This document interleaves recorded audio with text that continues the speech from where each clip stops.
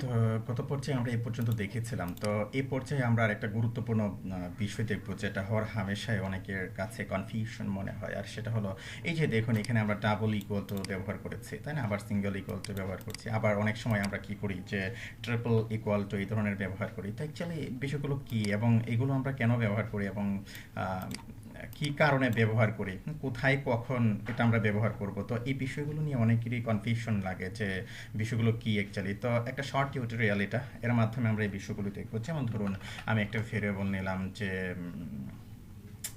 Suppose ধরুন আমি নিলাম যে নাম স্ট্রিং। ওকে, নাম স্ট্রিং অর্থাৎ আমি একটা স্ট্রিং নাম্বার নিচ্ছি স্ট্রিং আকারে। সাপোজ ধরুন আমি 10 নিলাম এখানে স্ট্রিং নাম্বার। ওকে, তারপরে ধরুন আমি অ্যাকচুয়ালি এটা একটা নাম হবে। তারপরে ধরুন যে কাজটা করতে পারি, আমি এখানে ধরুন একটা সিম্পল একটা নাম্বার নিচ্ছি, সাপোজ নাম্বার আর জেনারেল। আমি জাস্ট এরকম লিখছি আর কি। ওকে, তো ধরুন এখানে আমরা জাস্ট কি করছি, একটা ইন্টিজার যেরকম একটা নাম্বার নিচ্ছি এখানে, আর এখানে কি নিচ্ছি, একটা স্ট্রিং নিচ্ছি। আশা করি বুঝতে পেরেছেন বিষয়টা, কোটেশন দিয়ে আমি লিখছি। ওকে ফাইন। তো এখন আমরা কি করছি, এখানে দেখুন আমরা কিন্তু ইকুয়াল দিয়ে এটাকে সেট করছি ভ্যালুটাকে। এখন ধরুন আমরা যদি একটা ইফ কন্ডিশন দিই, ওকে, এবং এলস কন্ডিশন দিই। কন্ডিশন দেওয়ার পর ধরুন আমরা যদি এখন কম্পেয়ার করি, আমরা কিভাবে কম্পেয়ার করব। যেমন ধরুন আমি এখানে নাম স্ট্রিং লিখেছি, নাম স্ট্রিং এই যে প্রথম যে ভেরিয়েবলটা আছে। তো ধরুন আমি যদি এখানে কম্পেয়ার করি অ্যাকচুয়ালি। ওকে, নাম string equal to double equal to আমি এখানে দিলাম। তারপরে কি জেনারেল নাম্বারটা আমরা কি করলাম, এখানে দিলাম। যদি দুটা কি সমান হয় তখন সে কি করবে। সাপোজ আপনি এখানে ডকুমেন্ট রাইট করতে পারেন অথবা কনসোল ডট লগ আপনি এরকম করতে পারেন। আমি এখানে দিলাম যে yes it is true. Okay, just এরকম দিলাম। আর যখন হবে না তখন আপনি এখানে দিবেন যে no. Okay, it's not true. Just কি করলাম, এরকম আমি কিছু একটা দিয়ে নিলাম। Okay fine. তো এখন যদি আমি এটাকে রিফ্রেশ করি, আপনি দেখবেন যে এখানে দেখাচ্ছে যে ইয়েস ইট ইজ ট্রু। কিন্তু এখানে খেয়াল করে দেখুন, এখানে আমরা কি করেছি, একটাকে আমরা কি স্ট্রিং হিসাবে ডিক্লেয়ার করেছি, আরেকটাকে কি করেছি আমরা নাম্বার হিসাবে ডিক্লেয়ার করেছি, তাই না? তো বিষয়টা আরও ভালোভাবে বুঝবেন। যেমন ধরুন আমরা যদি এটাকে অ্যাকচুয়ালি ধরুন আমি কি করছি, কনসোল লক করছি এটাকে, কনসোল ডট লক। ওকে, আমি যদি টাইপ অফ অপারেটর দিয়ে চেক করি, সাপোজ ধরুন আমি এটাকে চেক করলাম। তারপরে ধরুন আবার আমি কি করছি, একটা কনসোল লক করে আমি কি করলাম, এটাকে চেক করলাম। ওকে, তো চেক করলাম, তার কাছাকাছি লিখি, সমস্যা নেই। তো এখানে হবে অ্যাকচুয়ালি কি টাইপ অফ হবে।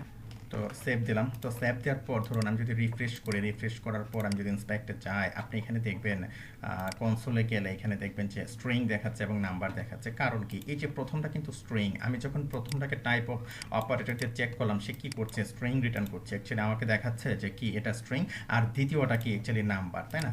তো যেহেতু একটা স্ট্রিং একটা নাম্বার, তো এখানে আমি কি করেছি, ইকুয়াল দিয়েছি। এটাকে অ্যাকচুয়ালি কি ভুল দেখানোর কথা, অ্যাকচুয়ালি সে এখানে আসার কথা, এখানে না এসে সে কি করছে, এটাকে দেখাচ্ছে। অর্থাৎ সে কি করছে, সে এটাকে ট্রু দেখাচ্ছে। দুটাকে কম্পেয়ার করে সে কি পাচ্ছে, সমান পাচ্ছে। ওকে, কিন্তু কেন? তো এর কারণটা হলো, এই যে আপনি এখানে কি করেছেন, ইকুয়ালিটি দিয়ে আপনি কি করেছেন, ভ্যালু সেট করছেন। আবার ডাবল ইকুয়াল টু দিয়ে আপনি কি করছেন, ডাবল ইকুয়াল টুর কাজটা হলো অ্যাকচুয়ালি সে কম্পেয়ার করছে। কি কম্পেয়ার করছে, ভেরিয়েবলের মাঝে আপনি যে ভ্যালু অ্যাসাইন করেছেন, ভ্যালুকে সে কম্পেয়ার করছে। আশা করি বুঝতে পেরেছেন। ডাবল ইকুয়াল টু কি করছে, অ্যাকচুয়ালি ভ্যালুগুলোকে কম্পেয়ার করছে।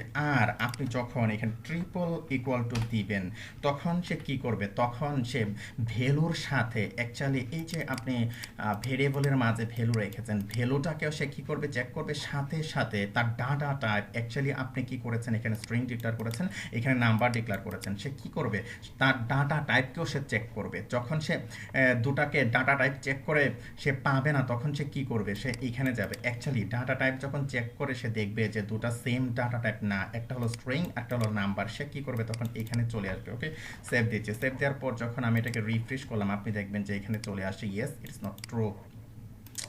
আশা করি বুঝতে পেরেছেন বিষয়টা। তো এখন ধরুন আমি দুটাকে যদি আমি এখন করে দিই, অ্যাকচুয়ালি স্ট্রিং করে দিই, তখন সে কি করবে দেখুন, তখন সে অ্যাকচুয়ালি সে এখানেই থাকবে। কারণ কি, দুটাকে স্ট্রিং পেয়ে যাবে এবং ভ্যালু এবং ডাটা টাইপ দুটাকে সে কি করছে, সে কিন্তু ঠিকঠাকভাবে পেয়েছে। ওকে, এখন ধরুন একটাকে আমি কি করে দিলাম 11 করে দিলাম, ওকে।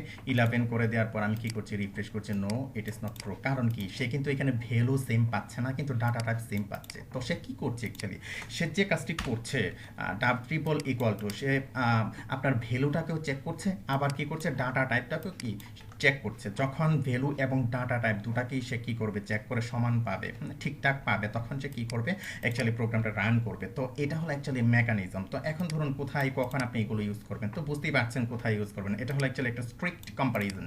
যখন ট্রিপল ইকুয়াল টু দিবেন, আপনি যখন ইউজার থেকে ফ্রন্ট এন্ড থেকে আপনি ডাটা নেবেন, ওকে, আপনি ফ্রন্ট ভিউ থেকে ডাটা নিচ্ছেন, বা আপনার অনেক সময় স্ট্রিক্ট কম্পারিজন করার দরকার হয়ে পড়লো বিভিন্ন ক্ষেত্রে, তখন আপনি কি করবেন, স্ট্রিক্ট কম্পারিজন অ্যাকচুয়ালি এই যে ট্রিপল ইকুয়াল টু যেটা, এটা আপনি ব্যবহার করবেন। তো আশা করি বুঝতে পেরেছেন যে ডাবল ইকুয়াল টু এবং ট্রিপল ইকুয়াল টু কাজটা কি, অ্যাকচুয়ালি মেকানিজমটা কি।